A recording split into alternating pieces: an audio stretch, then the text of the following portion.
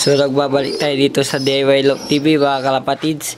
Today's video, gagawa po tayo ng shell na grapes mga kalapatids. So abangan sa ating video mga kalapatids.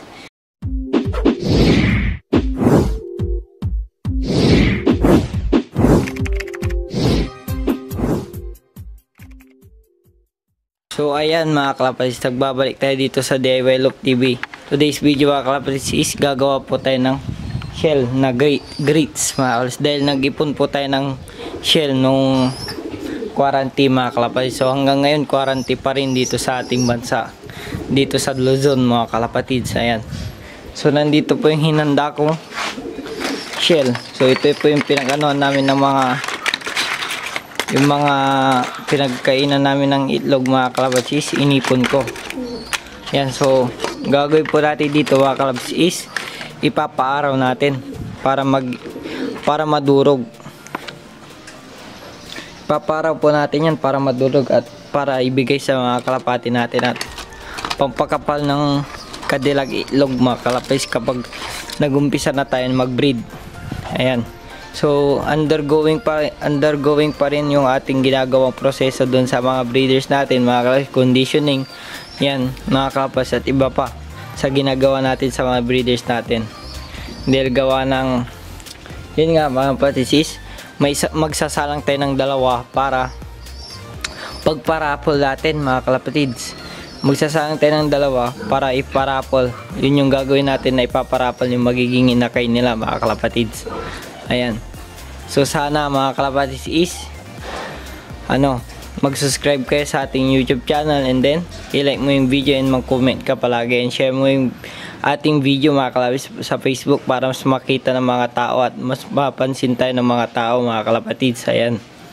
So by 1 week or 2 weeks mga kalapatids is magsasalang tayo ng dalawang pares para ipamigay sa inyo mga nagre-request sa ating YouTube channel mga kalapatids. Ayan po.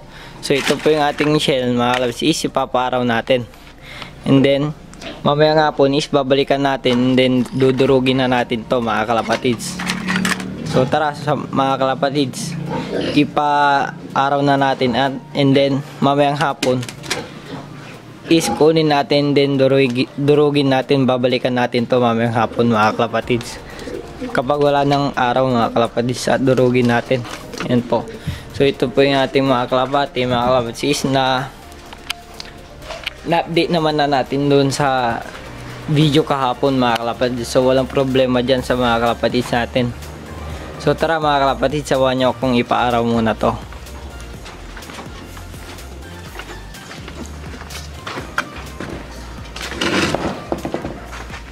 So ayan mga kalapatids, nilagay ko doon sa taas. Ayan.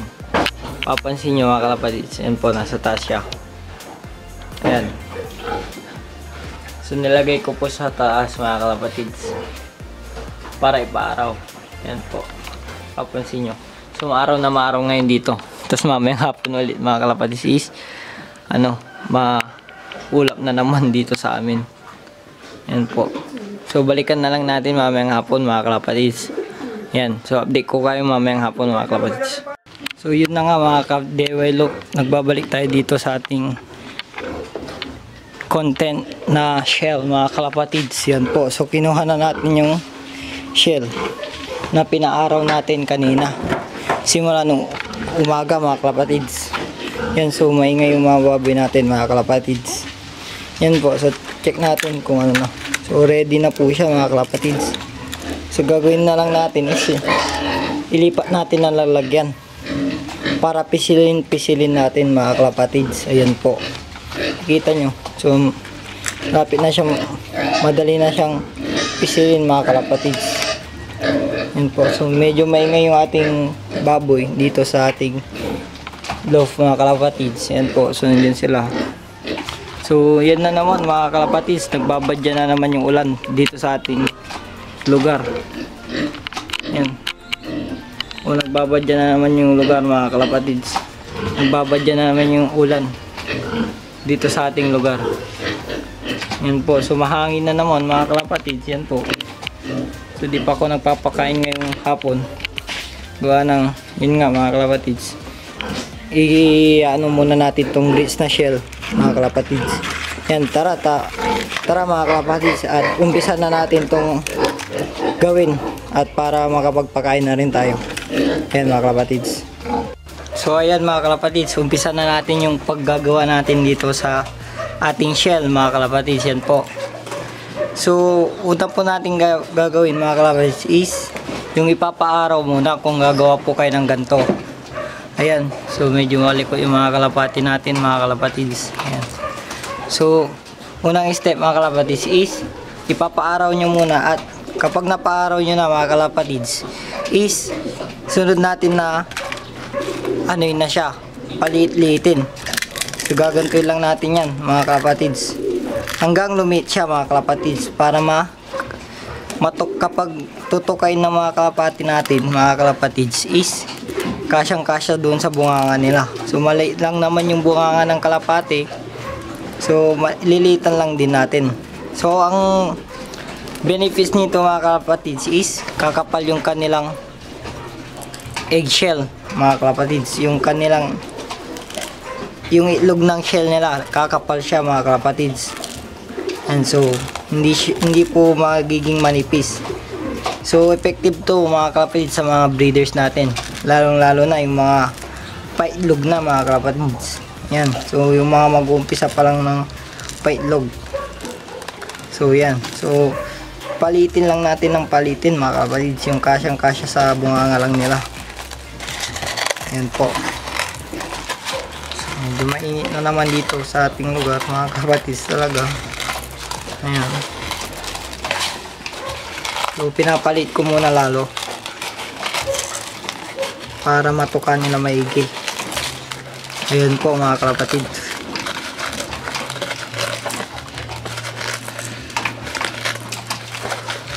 So once na ano nyo na is pwede nyo naman na itong ibigay sa mga breeders nyo mga kalapatids kapag natapos nyo ng gawin. Ayan po. So wait mga kalapatids, magbabalik tayo. Balik tayo sa paggagawa mga kalapatids. Yan. So nagpunas po tayo ng ating pawis, gawa nga ng mainit mga kalapatids. So tara, umpisa natin ulit itong gawin mga kalapatids, at para mabilis na tayo sa ating video mga kalapatids. So naturo ko naman na kung paano po to ano po ang benefits dito sa ating mga kalapati mga kalapatids. Yan po. Sa mga supportang tunay, ini-encourage ko po sa inyo na gawin to sa inyong loft din. So maganda to sa ating mga breeders, mga tunay na suporta yan. So yung mga palaging nagko-comment sa ating video mga kalapatids, yan po yung mga talagang suportang tunay. So mga nagla-like dyan sa ating video, so palaging nakasuporta. So salamat sa inyo mga kalapatids. So para sa inyo tong tips na to, para magamit nyo yung sa inyong bahay mga kalapatids. Yan po. So tara, umpisa na natin ulit.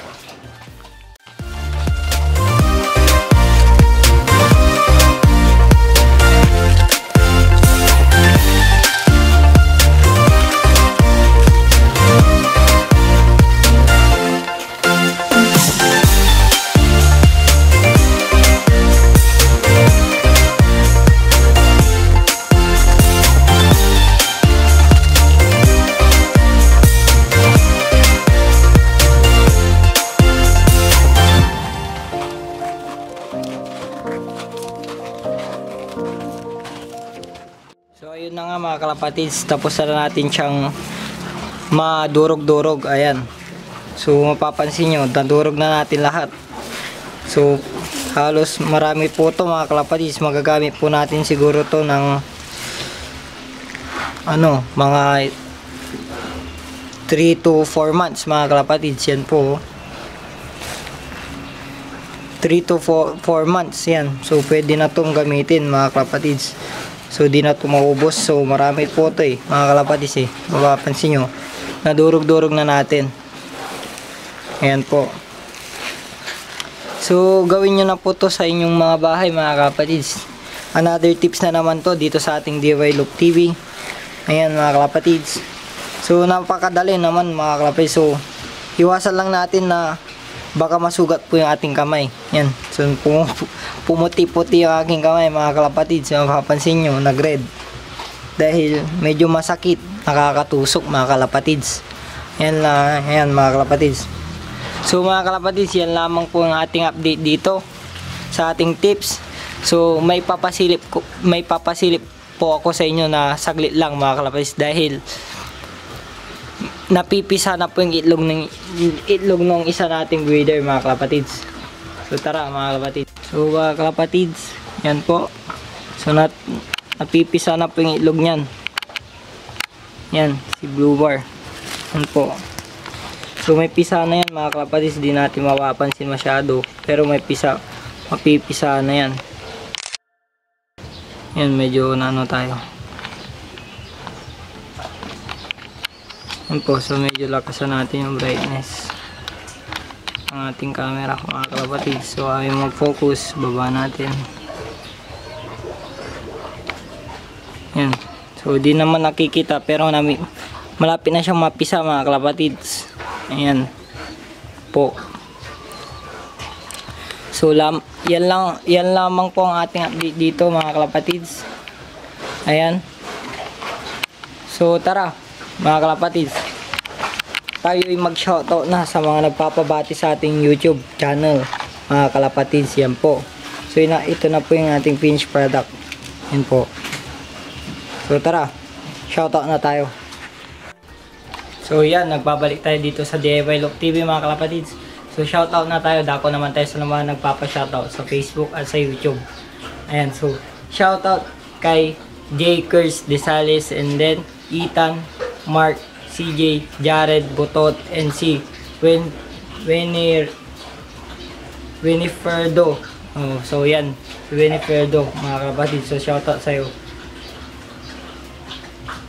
Yan mga kalapatids. So kay shoutout din kay Pingpong Love TV. So subscribe niyo yan mga kalapatids. So shoutout din tayo kay Vlogstar Love. So subscribe niyo yan mga kalapatids. Idol kalapatids sa atin yan. Suportang tunay.